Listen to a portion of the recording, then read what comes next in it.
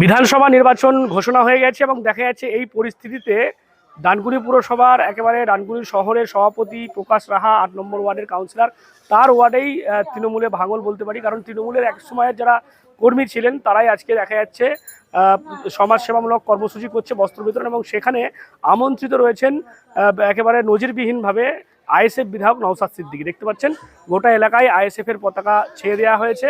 ৮ নম্বর ওয়ার্ডের শেখপাড়াতে অনুষ্ঠান হচ্ছে এবং এই মঞ্চ থেকে দেখা গেল আইএসএফ বিধায়ক নওশাদ সিদ্দিকী তিনি বস্ত্র তুলে দিলেন প্রতীকীভাবে এবং তিনি বললেন যে এই বস্ত্র বিতরণের ছবি না তুলে আলাদাভাবে তাদের পার্সোনালি সেগুলো দিয়ে দেওয়ার কথা। এবং এই মঞ্চ থেকেই তিনি বললেন যখন বিভিন্ন রাজনৈতিক দল তাদের প্রার্থী ঘোষণা করছে, প্রচারে ব্যস্ত, তখন তারা কিন্তু মানুষের অস্তিত্ব রক্ষার জন্য, বিশেষ করে এই যে এসআইআর বিচারাধীন নাম হয়ে গিয়েছে সেইগুলোকে ঠিক করার জন্য তারা কোর্টে দ্বারস্থ হচ্ছে। এবং আজকের এই অনুষ্ঠান থেকেই কার্যত দেখা যাচ্ছে নওশাদ সিদ্দিকীর বক্তব্য শুনে এবং নওশাদ সিদ্দিকী যে কথা বললেন এলাকার মানুষদেরকে, সেখান থেকেই কিন্তু এখানকার তৃণমূল একসময়কার একনিষ্ঠ কর্মী, সক্রিয় কর্মী কিবরিয়া সহ আরো অনেকে তারা আজকে তৃণমূল থেকে তারা আইএসএফকে সমর্থন করবে বলছে, কিবরিয়ারা বলছে। সময় দেখা যায় এই মঞ্চতেই তৃণমূলের বিধায়ক বা তৃণমূলের কাউন্সিলর থেকে শুরু করে চেয়ারম্যান প্রত্যেকেই আছে। এবারে একেবারে অন্যথা গিয়ে আইএসএফ এর বিধায়ক এলেন এই প্রোগ্রামে, কি বলবেন ব্যাপারটা? আমরা কর্মী যত কটা আছি, আমরা তৃণমূলের কর্মী ছিলাম, তৃণমূলের যত কটা কর্মী আছি আমাদেরকে ডাইরেক্ট আমাদের কাউন্সিলর যাদের হাত ধরে আমরা নেমেছি তারা বলছে তোরা মমতা ব্যানার্জি দেখে ভোট দিস। তাহলে আমাদের কি দরকার যে মমতা ব্যানার্জি তাহলে আসবে আমরা ভোট দেবো? এরা মনে করেছে জিতে গেছি বলে মাথায় পাতে, রাজনীতি কাকে বলে, আমাদের মাথা থেকে নেবে, আমাদের মাথায় পাতে চলবে আর আমাদের প্রতি নীতি চালাবে। আমরা সহ্য করতে পারলাম না। যেমন দিদি বললেন আমি কি করব কেউ জানবে না, সেটাই বললো ওয়াকাবলিয়ে চিন্তা করতে হবে না, কিন্তু আমাদের সম্পত্তি, আমার বাপ দাদার সম্পত্তি বহুত চলে গেছে, আমার বাপ দাদার সম্পত্তি বহুত গেছে, গোরস্থান থেকে আমার সব চলে গেছে, কে দেবে এগুলো? দিয়ে দিতে পারবে? ওপেন ডোটার উপর বিঘে সম্পত্তি, 3 বিঘে 4 বিঘে সম্পত্তি চলে গেছে, আমার বাবার সম্পত্তি, আমার বাবার সম্পত্তি কাগজ দেখাতে পারে যদি গেছে, সেগুলো কে দেবে? দিয়ে দিতে পারবে? নির্বাচনের মুখে নির্বাচন ঘোষণা হয়ে গেছে, প্রার্থী ঘোষণা হয়ে গেছে, হ্যাঁ আমরা জানতে পারছি যে ধোকা দিচ্ছে, চুপচাপ গলায় ছুরি চলা ভালো না, আমাদেরকে বিজি দিয়ে এসে যায় না, আমার তাও ভালো হবে। কেন বলুন তো, সে ওপেন মারবে, কিবরিয়া তোকে মারছি, আমরা যদি 3 পাই 3টাও বাঁচবার চেষ্টা করবো।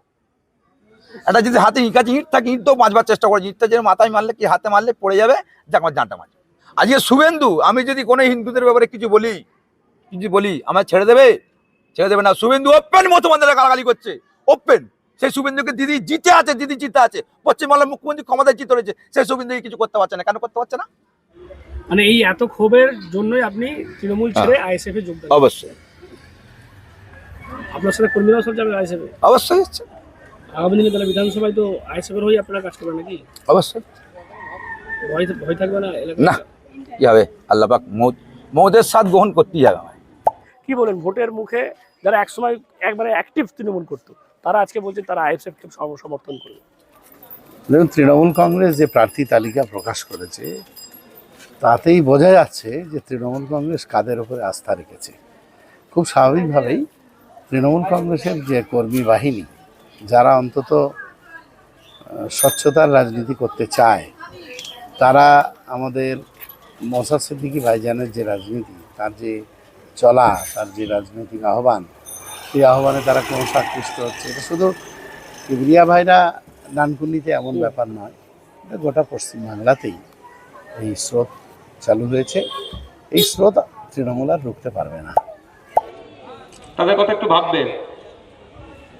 এই কথা বলছি কারণ ভোটের সময় এসে গিয়েছে, তো এত কথা বলে পড়ো আমি বলছি না যে আমাদের খামচিহ্নকে ভোট দেন, আমি ভোট চাইতে আজকের এই মঞ্চ নয়, আমি শুধু আপনাকে সচেতন করছি আপনাদের, যে আপনাদের যে ভোটটা যেখানে যাবে যেন আপনার ভবিষ্যৎটা ঠিক থাকে, আপনার আঙুলের মাথায় সরকার দাঁড়িয়ে আছে। আজকে যে যুব কল্যাণ ডানকুনি সমিতিতে সেখানে আপনি এসেছিলেন, এবার এর আগে এই মঞ্চে অনেক তৃণমূল নেতা এসেছেন, কিন্তু এবারে আপনি এসেছেন, ব্যাপারটা কি অন্যরকম একটু? দেখুন, এটা এরা বলতে পারবে কাকে কাকে আমন্ত্রণ করবে, কাকে করবে না, সেটা আমি ডিসাইড করতে পারি না। আমি একটা সামাজিক সংগঠনের অনুষ্ঠানে এসেছি, আমাকে আমন্ত্রণ করেছে, আমার হাজারো কাজের মধ্যে থেকে এসে অল্প সময় দিয়েছি না, এখানে। সামনেই তো নির্বাচন, তাহলে কি খামচিহ্নকে সমর্থন করছে? দেখুন ওটা ব্যাপার, তাহলে এতদিন তাহলে বলবে, তাহলে এদেরকে ট্যাগ লাগিয়ে দেবে নাকি তৃণমূলকে সমর্থন করতে, এটা বলা উচিত হবে না। এটা সামাজিক সংগঠন, সামাজিক বার্তা দেয়। এত মনে করেছে এখন যে নওশাদ ভাইকে নিয়ে আসলে এখন সামাজিক বার্তাটা বেশি করে হয়তো মানুষ শুনতে পারে, এই জন্য। আর আমাকে নিয়ে এসেছে, আমি বেশ কয়েকটি সামাজিক বার্তাও দিয়েছি এবং রাজ্যের যে সমস্ত বড় বড় রাজনৈতিক দলগুলো আছে তাদের কাছে আহ্বান করছি প্রয়োজনে ভোট বয়কট হোক। তৃণমূল কংগ্রেসের সুপ্রিমোর কাছে আমি স্পেশালি আবেদন করেছি, কারণ এই মুহূর্তে তৃণমূল কংগ্রেস পশ্চিমবাংলায় সব থেকে বড় রাজনৈতিক দল, তাদের কাছে আমি আহ্বান করেছি, আসুন নাগরিকের স্বার্থে ভোটকে বয়কট করুন।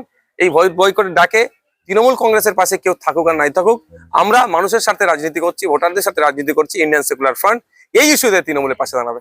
দেখুন, নওশাদ সিদ্দিকী এটা কোথায় বলছে আপনি দেখবেন, কোনো সংখ্যালঘু পাড়ায় বলছে।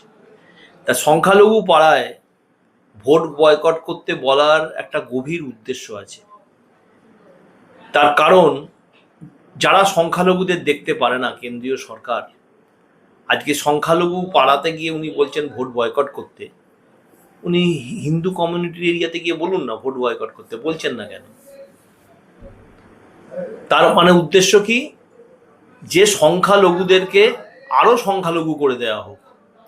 আমি জানি না কেন উনি বলছেন, আর আমার দলের উচ্চ নেতৃত্ব নিশ্চয়ই এই ব্যাপারে মন্তব্য করবে, কিন্তু আমি যেটা বুঝেছি, যেটা আমার অভিজ্ঞতা থেকে মনে হয়েছে, যে আমরা এসআইআর প্রক্রিয়া নিয়ে মমতা বন্দ্যোপাধ্যায়, অভিষেক বন্দ্যোপাধ্যায় এবং আমাদের এখানকার সাংসদ কল্যাণ বন্দ্যোপাধ্যায় থেকে শুরু করে প্রতিটা বুথের যারা BLA 2 এর কাজ করেছে, তারা অক্টোবর মাস থেকে যে লড়াই এসআইআর নিয়ে করেছে, এবং সর্বোচ্চ ন্যায়ালয় সুপ্রিম কোর্টে আমাদের দল মমতা বন্দ্যোপাধ্যায় নিজে দাঁড়িয়ে যে লড়াই করেছেন, অভিষেক বন্দ্যোপাধ্যায়, কল্যাণ বন্দ্যোপাধ্যায় সবাই মিলে তারা লড়াই করেছেন। সেই লড়াইয়ের ফলে আজকে দেখুন 60 লক্ষ মানুষের নামটা বিচারাধীন অবস্থায় রয়েছে, এবং আমরা শুনতে পাচ্ছি 20 লক্ষ নাম আরো একটা সাপ্লিমেন্টারি লিস্ট হয়তো বেরোবে। তা আমাদের লক্ষ্য থাকবে, আমাদের লড়াই থাকবে যে একজনও প্রকৃত ভোটারের নাম যেন বাদ না যায়, সেই লড়াই থাকবে। আমি ভোট বয়কট করে কেন গণতান্ত্রিক ব্যবস্থাকে আমি বিপন্ন করব? এটা তো আমার করা উচিত না। কাজেই উনি যেটা বলছেন, উনি সংখ্যাগুরু যেখানে আছে, হিন্দু কমিউনিটির লোক যেখানে আছে, সেখানে গিয়ে বলুন না যে ভোটটা বয়কট করুন। সেখানেও তো বহুত মানুষের এসআইআর এর নাম বাদ গেছে, তাই না? আজকে মতুয়া সম্প্রদায় থেকে শুরু করে আজকে প্রতিটা বুথে, আমাদের ডানকুনির প্রতিটা বুথে প্রচুর হিন্দু মানুষের নামও বাদ গেছে। তা সেখানে গিয়ে বলুন না। আমার মনে হয় এটা একটা গভীর উদ্দেশ্য, যে যাতে সংখ্যালঘু মানুষ আরো সংখ্যালঘু হয়ে পড়ে, আরো বিপন্ন হয়ে পড়ে, তারই একটা প্রচেষ্টা।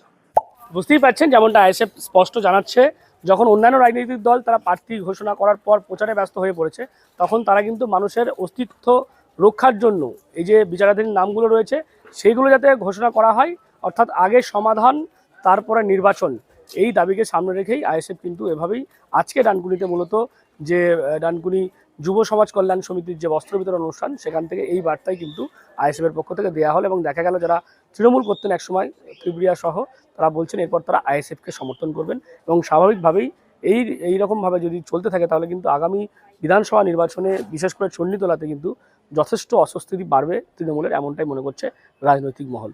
আপনারা কি বলেন এই বিষয় নিয়ে? অবশ্যই কমেন্ট করুন কমেন্ট বক্সে। এরকম আরও খবর পেতে নজর রাখুন ডিএনএন বাংলায়। ডিএনএন বাংলা সবার মনে, সবার ফোনে।